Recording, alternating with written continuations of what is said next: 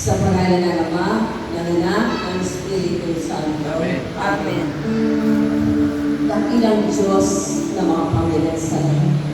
Salamat po sa araw na ito. Ang araw ng pinagpalang, ang araw ng pamamahala.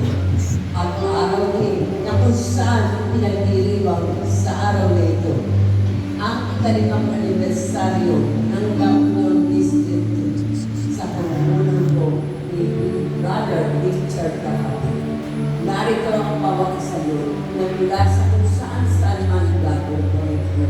Pinag-dapat ko na makasama sa araw na pinagpala mo, ang araw ng pamamahala. Ay narito po ang bawat sa Panginoon upang ikaw ay purihin, sambahin at walangin sa Espiritu at katotohanan. Tunay, Panginoon, walang maaibabayan sa iyong tao. Maliban ikaw ay pagpunan, pasalamatan, sambahin at walangin ikaw.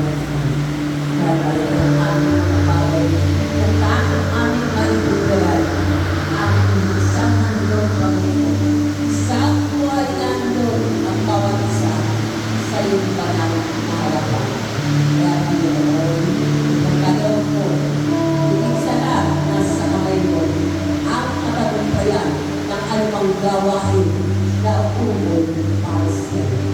I-bless ko ang apat na sulok ng bahay ng lugar na ito na pinagdarausan kayo ng banal na gawain mo. At i-bless ko rin ang bawat isa na may dampanin ang Panginoon sa araw na ito.